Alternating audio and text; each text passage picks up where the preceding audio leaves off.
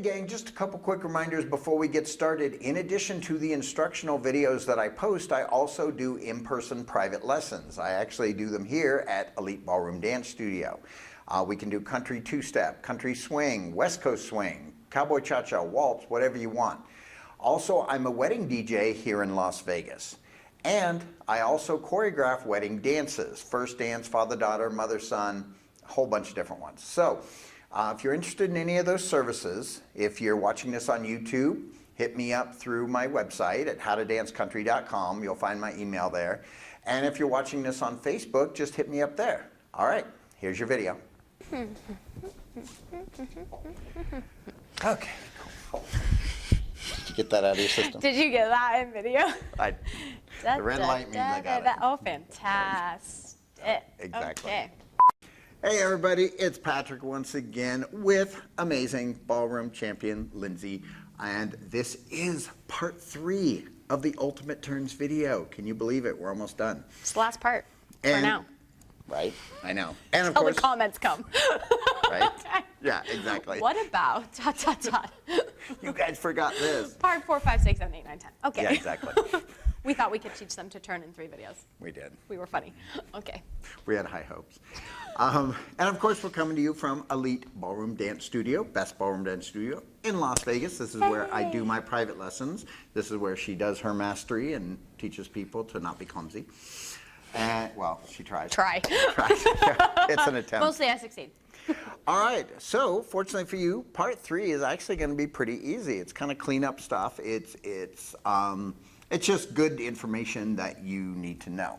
Now, this first part is going to be about how to be self-propelled, okay? Lindsay will be hitting that with you. What I mean by that is so often you followers are not self-propelled. What I mean is when you turn, I am not turning you. I am suggesting go this way, okay? That is what I'm doing. I am not forcing you. I am not controlling your speed. If you have people that spin you super, super fast and you're not ready for it, that's a bad leader, okay? That's not on you. That's not you thinking, oh, I don't have enough experience. No, that's a bad leader. Whoever you're dancing with, whether they have been dancing for 1 day or 10 years, okay, you spin them according to how fast they want to spin, how fast they're comfortable spinning, okay? And when you're not self-propelled, I have a very sweet way of saying that it's like pulling around a boat anchor, okay? Accurate. It is. That's a great description. Thank you. Good analogy, Patrick. I came up with that. Girls really like feeling like boat anchors. It's very complimentary. Hey, if you be self-propelled, you won't be a boat anchor. And I'm sorry, you could weigh 100 pounds, and if you're not moving yourself, you're still a boat anchor. I'm Agreed. going, okay. It's agreed. Getting you around. So, Lindsay, how would they be? How would you be Self-propelled. self-propelled? Yes. Okay, Where does the power come from? If you go all the way back through the last 2 videos, you will find that there's kind of a common theme. First video was all about feet. Feet speed is your turn speed. Quite honestly, for most of the turns that we're going to do. If your feet are moving slow, your body's going to turn slow. That's just how it works, right? The second video that we did was kind of all about upper body and connection, which is also to do with wind up. So if we put those 2 concepts together, that's really where we get self-propelled momentum.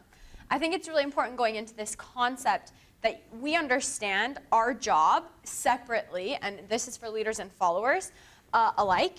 Our job is to create our own momentum and our own balance. So like if you look at any form of dance where there's partnering happening, I can't rely on my partner for balance, and I can't rely on my partner to create momentum for me, to move in any direction, not just in a turn. So it's really important that we understand where our weight is over our foot, like we talked about in video 1 with like where's your foot placement, because if my weight is over the ball of my foot is number 1 going to be easier to turn, and I can use my thighs to kind of turn. I can also use the prep from the lead I got to get some wind up. That's going to help turn and torque my thighs all the way down to my feet, right? And my center is kind of monitoring everything in the middle. So if you put those 2 kind of concepts together, and you understand that you are not your partner's job is not to move you. Your partner's job is to just give you timing and direction, and it's your job to propel yourself into that direction. It's going to make turning a lot easier and being self-propelled in a turn. If you have a really weak upper body, not as in like you can't go to the gym and lift weights, right? But That's if not you're, that kind of video. it's not like that. We're not talking about that. It's a different video. But if you are not connecting back to your partner, like we kind of stressed in the second video, the last video, you're going to have a really hard time self-propelling yourself, because that's where your wind-up really comes from, and that's where your feet get that information from. So mainly I'm going to say quick feet, but also a nice wind-up in your body, and letting those two things work together. And you really, this comes back to basics, which is why we spent so much time in the first video understanding how to get your own wind-up happening so you can create a really nice, even, steady turn for the Right. amount of turn you want. Now, one quick note is, and this should be obvious, but sometimes people miss the obvious, is that as you get better at turning, it will be easier for you to self-propel. Because if you're just turning, because you don't know how to turn, so all you're doing is just, okay, you're going to be tentative. You're That going was to be another afraid. really great one. Thank you. I'm gonna. There's going to be a video about that turn too. There is. I'm gonna. No, I lost my. I'm sorry. But no, once you get better at turning, it's easier to get faster at Self-propelled. turning. It's better, and because you've got balance, Yep. and so then all it is pressing off the balls of your feet and Creating wind-up. getting into it. Yep. I think maybe we'll leave this last kind of note about this too, is that it's your job to not question his lead as well. That's a really big thing that I think makes the girls really hard to lead, or it makes them look really slow or heavy in a turn, is that they try and take over the lead of that turn. So they try and turn too early because they guess like, oh, he wants me to turn this way, and so they turn a little too early, and then they realize that's maybe not what he wanted, and they second guess themselves, right? There's all this kind of back and forth that can happen when we're talking about us trying to take over as the leader. Our job is to go in the direction that he sent us until he stops us. Right. So if we let him take control of direction and timing and be focusing on the music and guiding us around the floor like he's supposed to be, that is also going to let us just worry about the turn. Because if every time I'm turning, if every time I'm doing a turn, I'm like, oh wait, where are we going? Like, what's going Right. on? What are we doing? It's gonna make it really hard. Versus I let Patrick decide when I'm turning and how long I'm gonna be turning for, and I just get to worry about my feet and my body and my torque. Exactly. Right, that's really what it comes down to, is allowing your leader to lead, and leaders just being really good leaders and making her feel safe and secure and clear about where she's going and when she's going, and then using all the technique from the first video to put all of it together, I Right, think is right. really how it goes. Right. And just as an example, leaders, okay, so if I was just taking her on a inside turn, okay, and I'm going here, here, here, okay, how fast she turned, all I did was suggest, I want you to go in front of me and I want you to turn. I did not dictate speed. Yep. Okay, I did not push her to get further. Okay, if I want to get her to get further, turn her more. Don't push her. Yeah, or move your hand more in the direction you want her to go. Right, exactly. You know, you can. That's the thing. You can direct. It's kind of like, and this would be a weird example, but I'm full of weird examples. It's like if Lindsay closed her eye and I have her eyes and I have her arm.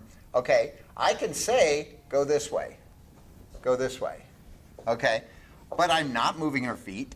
No. I'm not telling her how fast to do it. I'm not yanking her along, okay? I'm simply saying where I want you to go.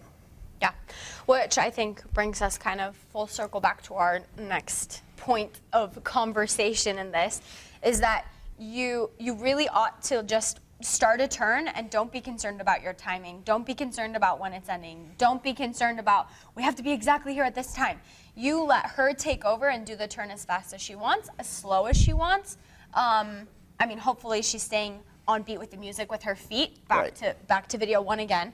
But you have to just kind of relinquish control a little bit as a leader and just let her do the turn until she gets to where she needs to be, at the speed she needs to get there. And then you can continue on with whatever it is you want to do, get back on beat, get back on the right direction. And then you use that information. If she turns super fast, you use that information and you Right. like use it for the next step. Or you pull back because it was a really rough turn for her and you go, okay, maybe we need to only give her single turns, or Yep. maybe we need to let her have a little bit more time within the turn, or she's having a hard time passing her feet while she's turning, so Right. we need to keep that in mind.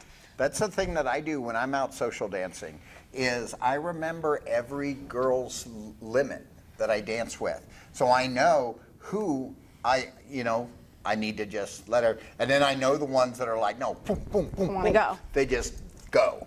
And know? you prep accordingly, going back to first or second video, right? Right, You wind exactly. her up accordingly for how much you want her to turn, which is Right. fantastic. Yeah, and it's kind of like if I'm dancing with Lindsay, which brings us to like free spins, okay? So if I was dancing with Lindsay, and we'll start over here, with like an arm catch again, okay? And I'm just gonna take her into a free spin, okay? I am not gonna look to pick her up after one turn, because I know Lindsay, you see, that's the difference, okay? So you learn the different partners that you have. So to that end, if it's somebody you never danced with before, or she's even said that she doesn't have that much experience, keep it basic. And don't let go Keep of her. it chill. Don't expect her to do a free turn, or 'Cause don't I expect see- her to do doubles I know. or And any this of is, that.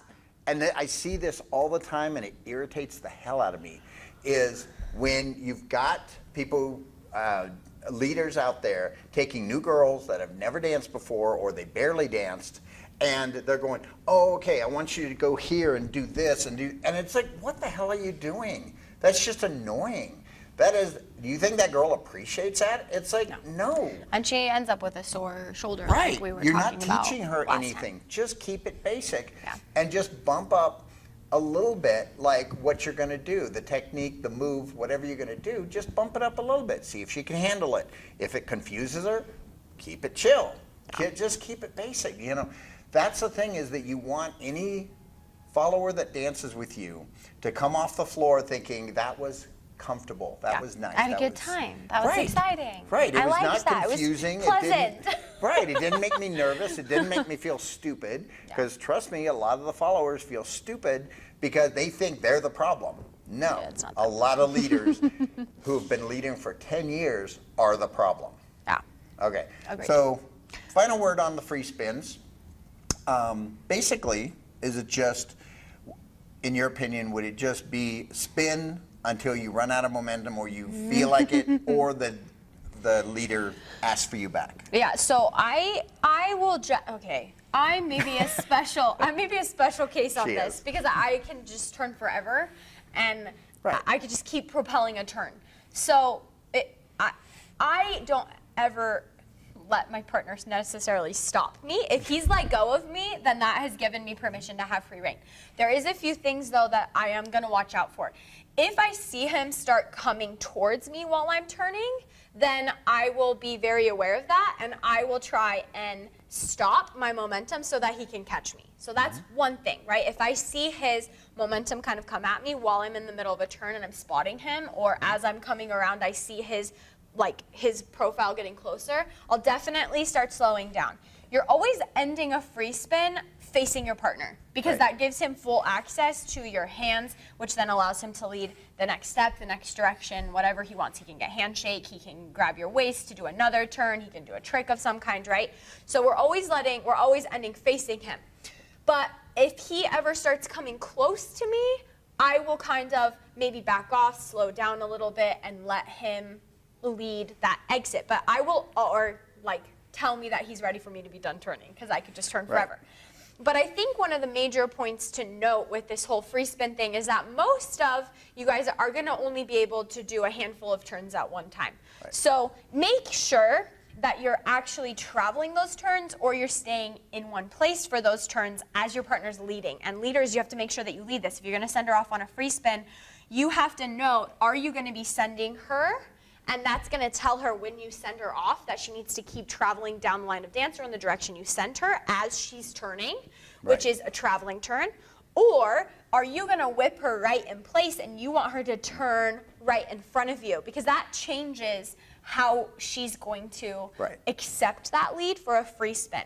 Now, if you let go of her leaders and she does a half of a turn, then go pick her up and don't make her feel dumb about not being able to do the 500 turns that you just saw take some her other back. girl do. Just take her back and go, hey, that was great, you know? Yeah. And then again, you log that back into your experience of this is what this partner likes, this is what she's more comfortable not doing a bunch of free turns. Exactly. You can go with that. But one thing that I think is really important is not to interrupt her turn. So if she doesn't stop turning, like eventually she's going to have to stop. Just go with her. But just go with her. Just keep walking, do your own thing. Probably don't turn, because if she needs help, if she runs into someone or something, you need to be available. So don't be like showing off and like doing cool things, but just follow along and let her kind of have her moment of turns. But never try and interrupt her turn unless it's choreographed. So you never want to stick a hand into a turn or try and catch her body, unless of course she's in danger of hitting someone. Then you can come and like block her with an arm, so she turns into your arm. But you never want to stick a hand into the middle of a turn because number one, you don't know what you're going to grab. Number two, you also could severely injure her or scare her. She'll roll her ankle. Something could happen if she's not ready, if she can't see you, can't spot you, that sort of thing. But you can kind of encroach on her space a little bit, and she'll sense it and know that you're ready to probably be done. She'll calm down her turn and Hip catches are an exception to that rule because you do a free spin into a hip catch. So it's expected. But again, your lead and your prep are going to prep her for that exact turn. And if you're not comfortable with that prep, guys, don't lead it. Right. And then the last word on that is that she, because she touched on this with the free spins of like keeping up. That's not the only place because trust me, I have seen guys start to turn girls and they'll be going across. She didn't go across. Sorry. They'll be going across. And they do this. Okay? No. No. Move with her. Boom. Okay? Again, make it comfortable for her. And what's going to happen if you don't follow her is you're going to end up cutting her head off. Okay? She's all of a sudden going to be like this, which is not an attractive look. Which is not great. Or she's just not going to travel. Exactly. Good luck. Okay. Thank you so much for letting me come do turns with you. Oh, of course. It's my favorite ballroom subject. So I'm glad I got to come and be a part of the turns. So, everybody, that was part 3, 1, 2, and 3. And like I said, we pretty much covered it, but you never know when we might get a thought in our head. Maybe there'll be a part 4, but for now, 1, 2, and 3, watch all of them. I want to see better turns out there on the dance floor, as I'm sure Lindsay does. I do too. She does too.